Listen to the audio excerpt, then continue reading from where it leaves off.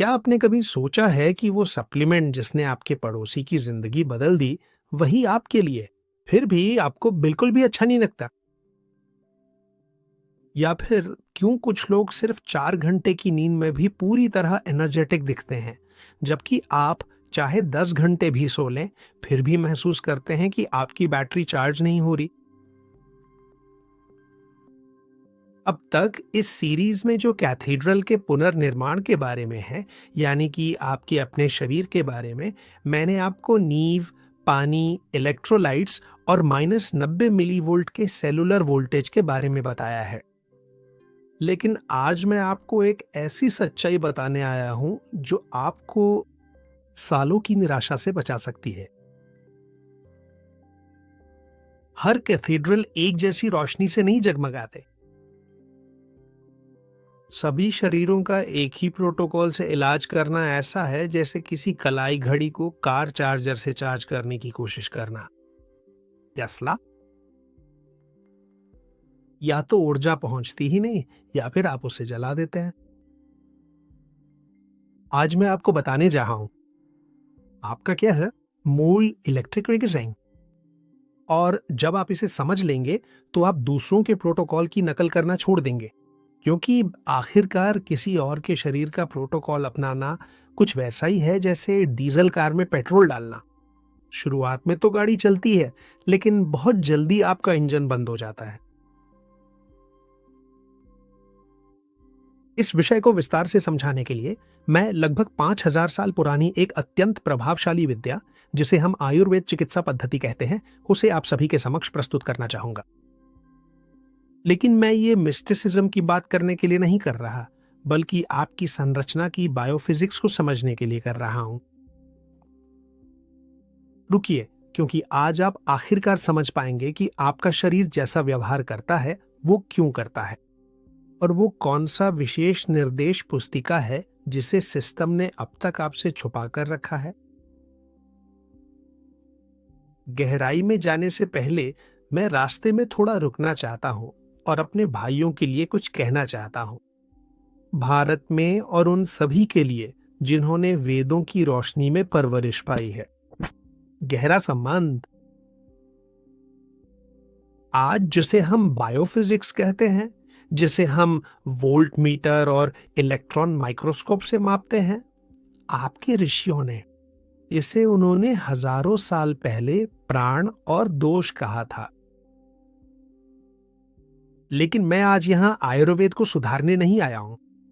मैं यहां ये दिखाने आया हूं कि आपके पूर्वजों ने शरीर के पैटर्न्स को इतनी व्यावहारिक सटीकता के साथ वर्णित किया था कि आज हम उन्हें आधुनिक भाषा में फिर से व्याख्यायित कर सकते हैं। वे कभी भी केवल जादू टोने की बात नहीं करते थे, बल्कि वे ब्रह्मांड के शाश्वत और सार्वभौमिक नियमों की चर्चा किया करते थे।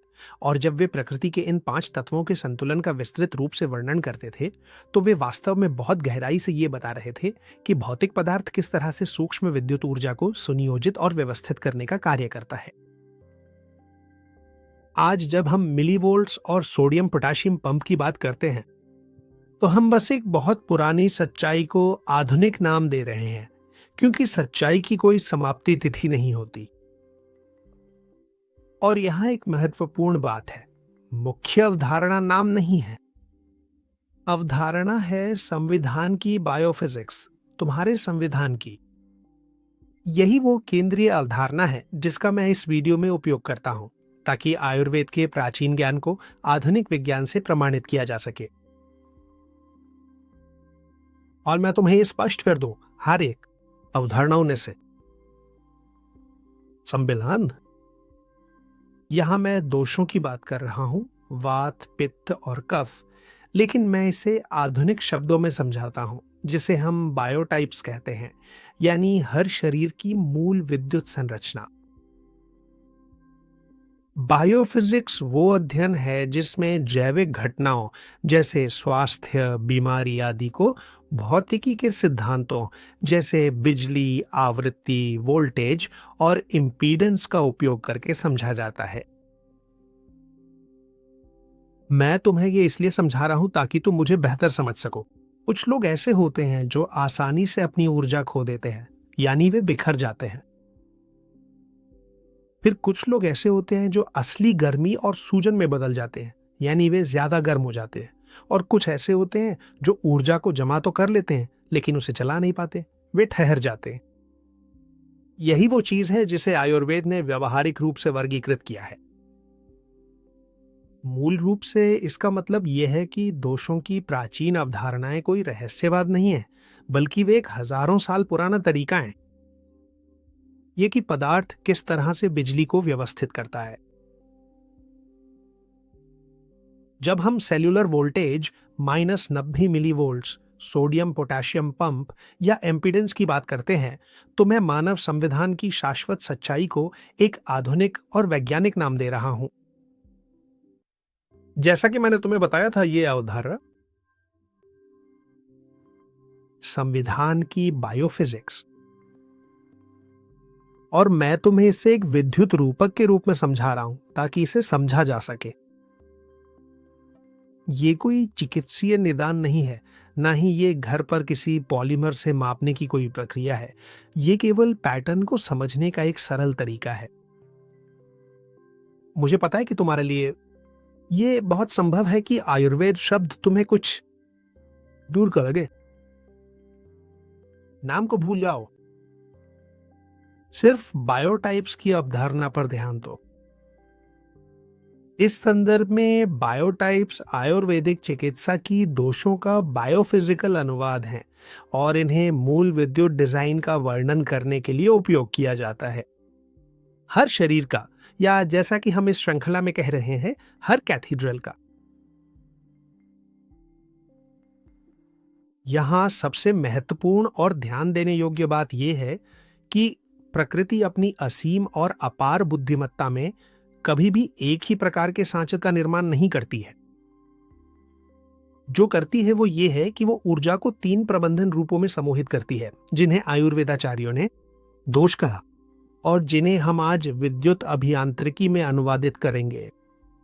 पहला है प्रसार का मॉडल, वाट।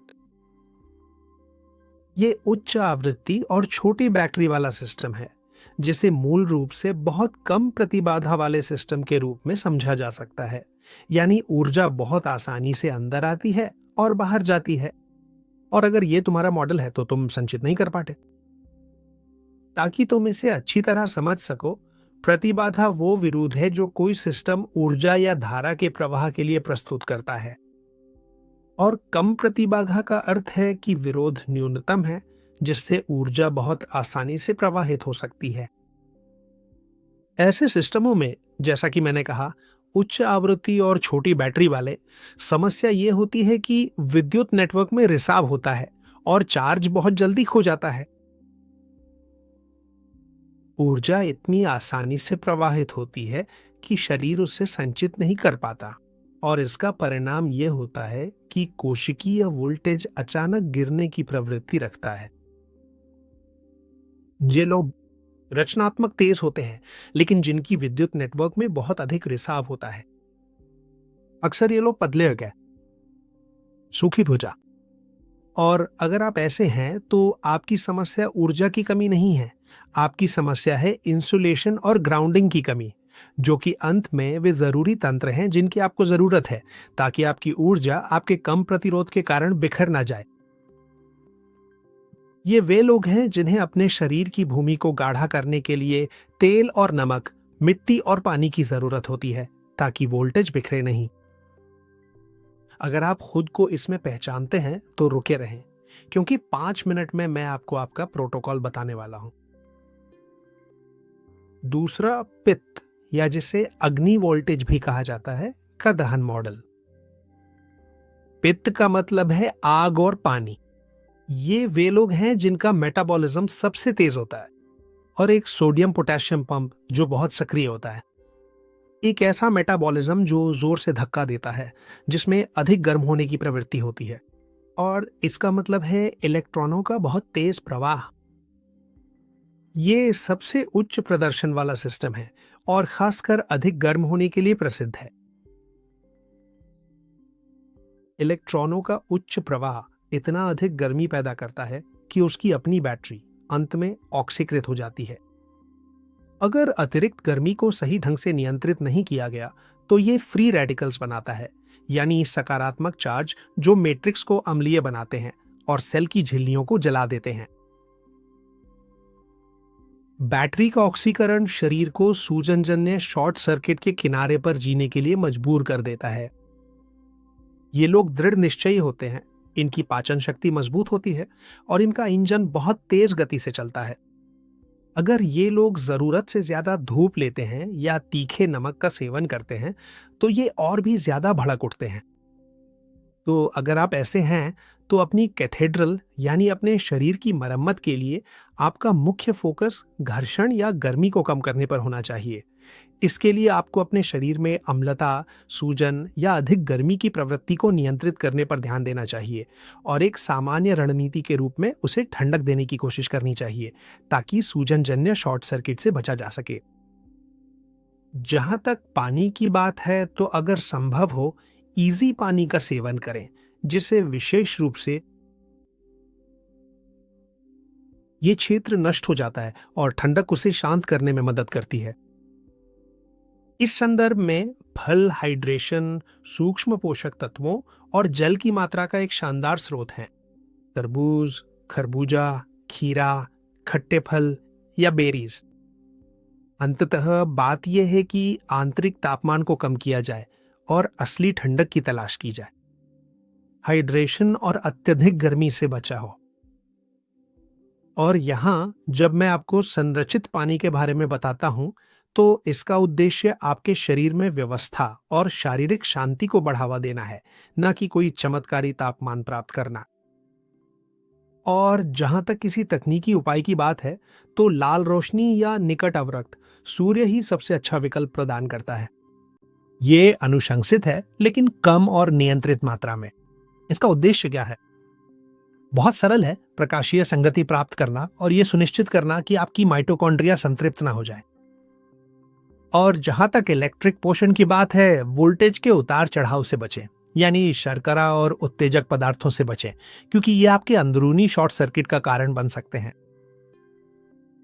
अगर आप खुद को यहां पहचानते हैं तो रुके हैं, क्योंकि कुछ ही मिनटों में मैं आपको आपका प्रोटोकॉल देने वाला हूं। तीसरा, भंडारण मॉडल या कफा। ये उच्च क्षमता और धीमी चार्जिंग वाला सिस्टम है। ये पृथ्वी और जल का प्रतिनिधित्व करता है और इन्हीं में सबसे अधिक भंडारण क्षमता होती है। ये असली बड़े इलेक्ट्रिक कंडेंसर की तरह होते हैं जिनमें बहुत बहुत अधिक ऊर्जा क्षमता होती है, लेकिन गतिज ऊर्जा कम होती है। इनकी ऊर्जा बहुत धीरे धीरे चलती है और ये एक ठोस संरचना होते हैं। उदाहरण के लिए एक विशाल कैथेड्रल के बारे में सोचें। इनमें मुख्य रूप से जो जोखिम होता है वो है ठहराव। अगर इन्हें सक्रिय नहीं किया जाए तो इनका आंतरिक जल ठहर जाता है और इनका वोल्टेज भारी और जड़ हो जाता है। ठहराव सिस्टम की गतिशीलता को कम कर देता है और गतिशीलता के बिना चिंगारी कम हो जाती है और एक्सक्लूजन जोन, जल आदि अपनी षटकोणीय संरचना खो देते हैं। सीधे शब्दों में कहें तो इन्हें गति की आवश्यकता होती है ताकि इनकी विशाल बैटरी जड़ न हो जाए। अगर आप इस मॉडल के हैं तो आपको खुद को सक्रिय करने की कोशिश करनी चाहिए, और वो भी एक सहज तरीके से। इसका क्या मतलब है? विशेष रूप से आपको ऐसे आंदोलन की आवश्यकता है जो पाइजो इलेक्ट्रिसिटी उत्पन्न करे। हड्डियों और मांसपेशियों को हिलाने से यह उत्पन्न होती है। छोटी छोटी विद्युत आवेशें जो इजी जल को सक्रिय कर रही हैं, जो ठहरा हुआ है। और जहां तक पानी की बात है, वास्तव में आपको कम मात्रा में पानी की आवश्यकता होती है, लेकिन आपको संरक्षित पानी पीना चाहिए और सीधे धूप लेनी चाहिए। आपके मामले में आप गैल्वेनिक फ्लो को मजबूती से बढ़ाने के लिए सबसे उपयुक्त हैं, जिसके बारे में मैंने आपको पिछले वीडियो में बताया था। ये महत्वपूर्ण है कि आप अपनी सोडियम पोटेशियम पंप को जगाएं, क्योंकि ये अक्सर सुस्त हो जाती है। अगर आप खुद को यहां पहचानते हैं तो रुके रहें, क्योंकि मैं अभी आपको आपका प्रोटोकॉल बताने वाला हूं। और यहाँ एक सवाल आता है, ये सब जानना आपके लिए इतना ज़रूरी क्यों है? बहुत आसान है, क्योंकि अगर आप एक कंबस्शन मॉडल है और ज़रूरत से ज़्यादा धूप लेते हैं या तीखा खाना खाते हैं, तो आप जल उठेंगे। अगर आप एक डिस्पर्जन मॉडल हैं और केवल ठंडा पानी बिना मिनरल्स के पीते हैं, तो आपकी बैटरी हमेशा के लिए खत्म हो जाएगी। और अगर आप एक स्टोरेज मॉडल हैं और खुद को सक्रिय नहीं करते, तो आपकी विशाल बैटरी भी निष्क्रिय हो जाएगी। सोडियम पोटेशियम पंप मुख्य रूप से -90 मिलीवोल्ट का वोल्टेज उत्पन्न करता है, जैसा कि मैंने आपको एक पिछले वीडियो में बताया था। ये तंत्रिका तंत्र की संचार की बुनियाद है। जैसा कि मैंने कहा था, इस वीडियो से ठीक पहले वाला वीडियो देखिए। और दूसरी ओर, हर दोष एक न्यूरोनल दोष है। और अब मैं आपको यह साबित करने जा रहा हूं कि जिसके बारे में मैं बात कर रहा हूं, वो किसी शरीर का प्रकार नहीं है, बल्कि ये एक प्रकार का तंत्रिका तंत्र है। और मैं आपके साथ इन सभी का विश्लेषण करूंगा, वो भी न्यूरोसाइंस के दृष्टिकोण से। वाटा यानी बिखराव वाला, ये कम प्रतिबाधा, लो इंपीडेंस वाला मॉडल है, जो ऐसे तंत्रिका तंत्र से मेल खाता है जो हमेशा ऑन मोड में जुड़ा हुआ सा लगता है। निरंतर और बिना रुके उनमें न्यूरोनल फायरिंग की अत्यधिक उच्च स्तर की आवृत्ति होती रहती है। और इसका मुख्य जैविक प्रभाव यह पड़ता है कि वो पंप पूरी तरह से थककर काम करना बंद कर देता है।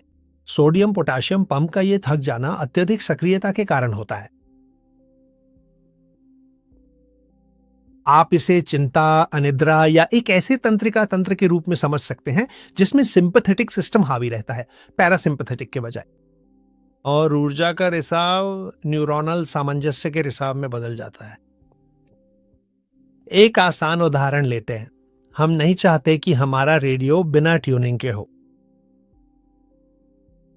न्यूरोनल सामंजस्य का अर्थ है कि मस्तिष्क के किसी क्षेत्र की सभी न्यूरॉन्स, चाहे वो किसी विचार में हो या किसी कार्य को करने में, विशेष रूप से एक ही आवृत्ति पे एक साथ कंपन करती हैं, इस तरह से कि वे एक संदेश भेज सके। बिल्कुल, बटा के मामले में सिस्टम इतना तेज हो जाता है कि न्यूरॉन्स अपनी सिंक्रोनाइज होने की क्षमता खो देते हैं। ये ऐसा है जैसे रेडियो का डायल लगातार घूमता रहे। संदेश शोर में खो जाता है और इसका परिणाम होता है चिंता, अनिद्रा और फोकस की कमी या मानसिक शोर की अनुभूति। आइए अब पित्त की न्यूरोसाइंस की ओर बढ़ते हैं, जो दहन से जुड़ा है। इस मामले में अत्यधिक गर्मी और ऑक्सीकरण का संबंध न्यूरो इन्फ्लेमेशन से होता है। यह स्थिति बिल्कुल वैसी ही प्रतीत होती है जैसे कि हमारे मानव मस्तिष्क के भीतर एक तीव्र आग का अलार्म बज गया हो, जो शरीर को खतरे का संकेत देता है, जिसे वैज्ञानिक भाषा में सक्रिय माइक्रोग्लिया की प्रक्रिया के रूप में भी पहचाना जाता है। फायर ब्रिगेड पूरी तरह से सतर्क हो जाती है, लेकिन आग बुझती नहीं है।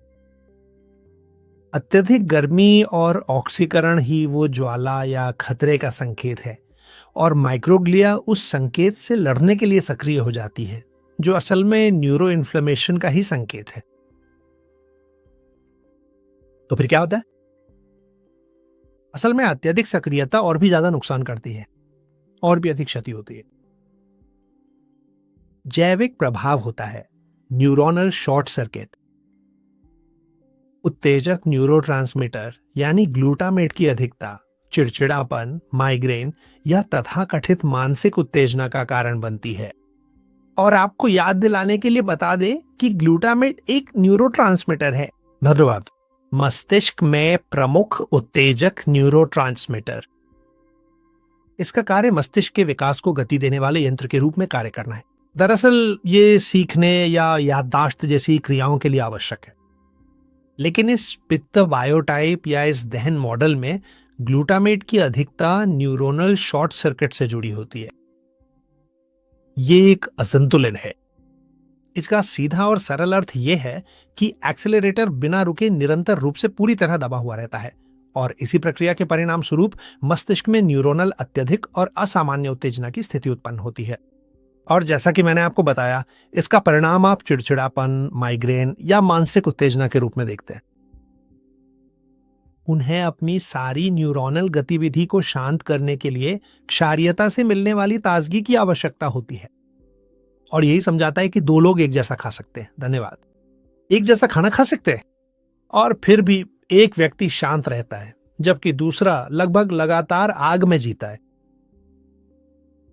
अब चलिए कफा की न्यूरोसाइंस यानी भंडारण के मॉडल की ओर बढ़ते हैं। इस मॉडल में ठहराव की तुलना सूचना के प्रवाह में धीमापन और न्यूरोप्लास्टिसिटी में कमी से की जाती है। इसके मुख्य जैविक प्रभावों में शामिल हैं बौद्धिक और संज्ञानात्मक मंदता तथा एकाग्रता और ध्यान केंद्रित करने में होने वाली कठिनाई। गतिशीलता या पाइजोइलेक्ट्रिसिटी वो प्रेरणा है जो परिसंचरण को सक्रिय करती है, यानी मस्तिष्क का चयापचय और पंप। सोडियम पोटेशियम पंप जो सिनैप्स को तेज करता है। सिनैप्स, याद रखो, वो बिंदु है जहां एक न्यूरॉन दूसरी को विद्युत संकेत भेजता है और रासायनिक संकेत भी अगली न्यूरॉन को भेजता है। इसे ऐसे सोचो जैसे ये दो न्यूरॉन तारों के बीच का स्विच या कनेक्शन हो। ये वो क्षण है जब जानकारी को प्रोसेस किया जाता है या कोई निर्णय लिया जाता है। CAA बायोटाइप में इस ठहराव के कारण महत्वपूर्ण सूचनाओं का आपसी आदान प्रदान पूरी तरह से अत्यधिक मंद, धीमा और काफी सुस्त हो जाता है। मस्तिष्क के सिनैप्स की कार्यप्रणाली काफी धीमी गति से काम करने लगती है, जिसके परिणाम स्वरूप मानसिक और संज्ञानात्मक प्रक्रियाओं में भारी गिरावट आती है और ध्यान केंद्रित करने में गंभीर चुनौतियों का सामना करना पड़ता है। पाइजो इलेक्ट्रिसिटी यानी वो गति जो विद्युत आवेश उत्पन्न करती है, जिसके बारे में मैंने कुछ मिनट पहले बात की थी, सोडियम पोटेशियम पंप को मजबूर करने और उसे काम पर लगाने के लिए आवश्यक है।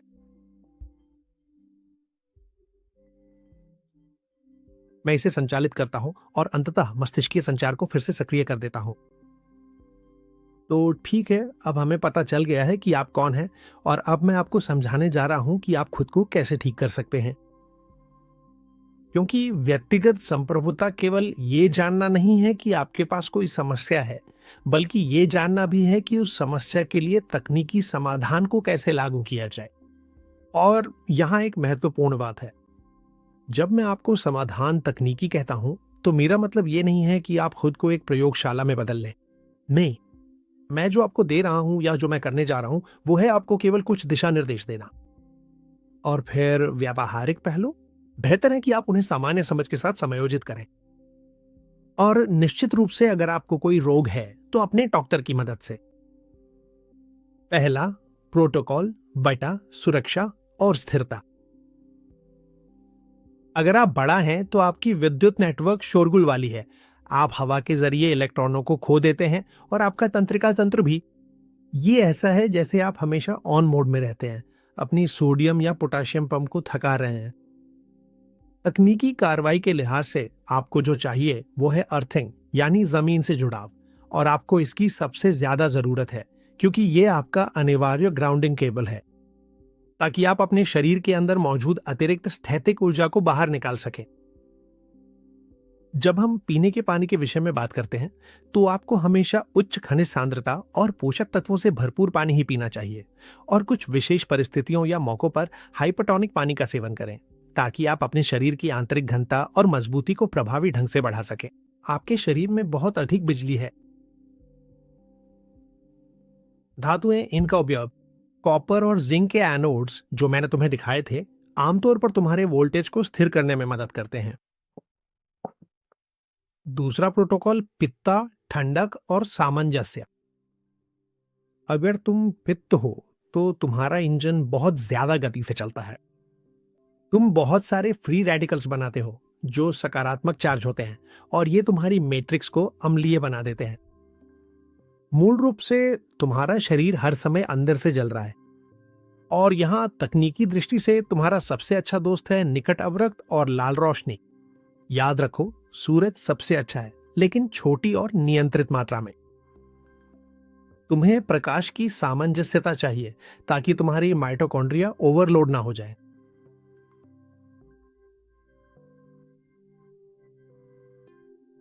खासकर ठंडी और संवचित गर्मी एक्सक्लूजन जोन को नष्ट कर देती है और ठंड उसे फैलाती है। और बिजली की आपूर्ति के रूप में वोल्टेज के झटकों से बचो, यानी शक्कर और उत्तेजक चीजों से बचो, क्योंकि ये शायद तुम्हारे शरीर में शॉर्ट सर्किट कर देंगे। और अब तीसरा प्रोटोकॉल, कफा, सक्रियता और प्रवाह। अगर तुम कफा हो तो तुम्हारे पास बहुत बड़ी बैटरी है, लेकिन शायद सल्फेटेड है। तुम्हारे शरीर में पानी बहुत कम चलता है और रुका हुआ पानी बिजली पैदा नहीं करता। तकनीकी उपाय कहाँ है? तो तुम्हें ऐसे मूवमेंट की जरूरत है जो वो चीज पैदा करे जिसके बारे में मैंने पहले बताया था, पाइजो इलेक्ट्रिसिटी। जब तुम अपनी हड्डियों और मांसपेशियों को हिलाते हो तो तुम छोटी छोटी विद्युत धाराएं उत्पन्न करते हो जो पानी को सक्रिय करती हैं। ये डेटा हो सकता है जो रुका हुआ है। जहां तक पानी की बात है, तुम्हें कम मात्रा में लेकिन बहुत उच्च गुणवत्ता वाला पानी चाहिए। तुम्हें बहुत संरचित पानी चाहिए और सीधे सूर्य की रोशनी चाहिए।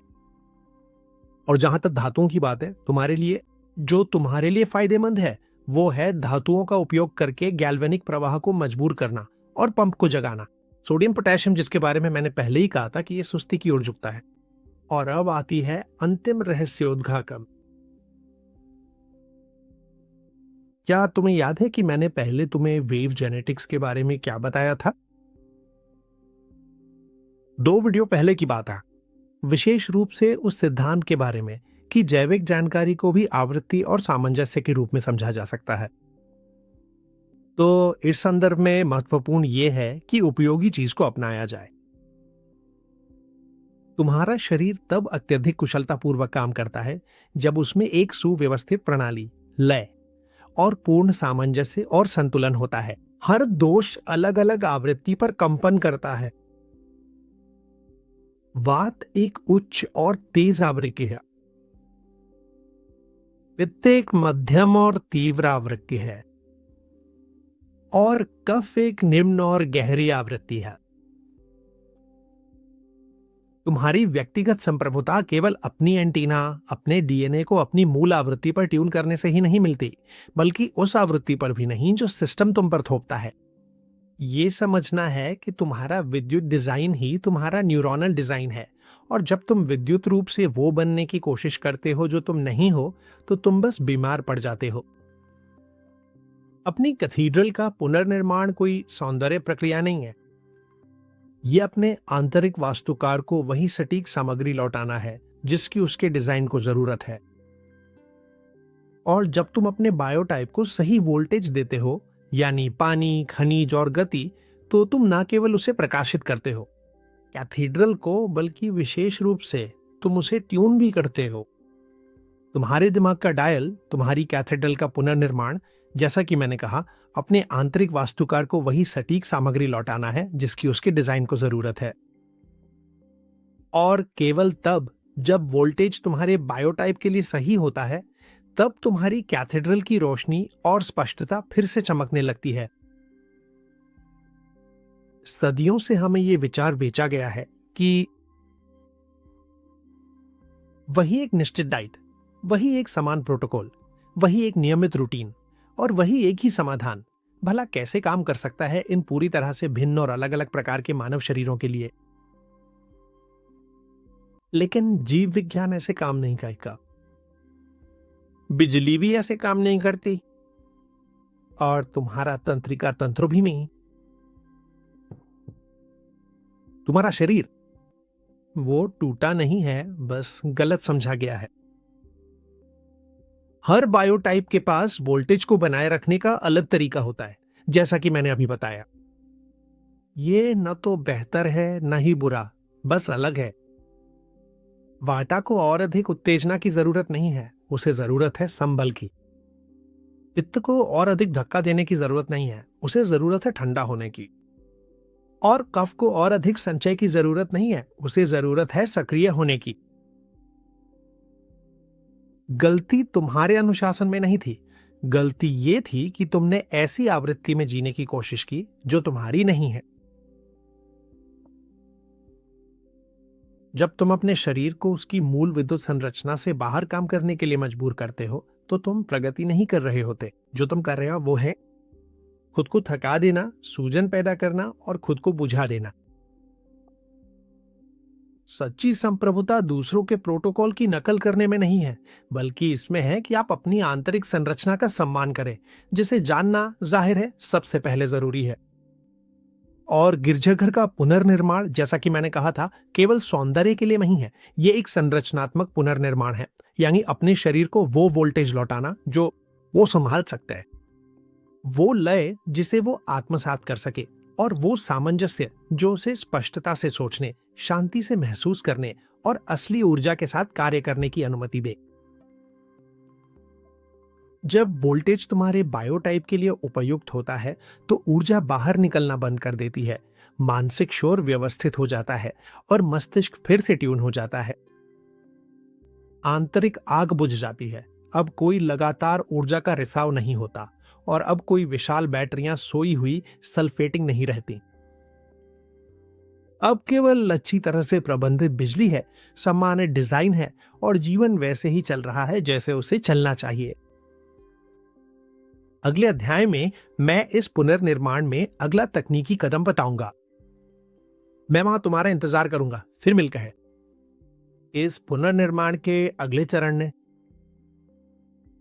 हम उस बिंदु पर पहुंच गए हैं जहां मैं हमेशा कहता हूं, हमेशा आगे बढ़ो, हमेशा आगे बढ़ो, और मैं तुम्हारे कमेंट्स पढ़ता हूं।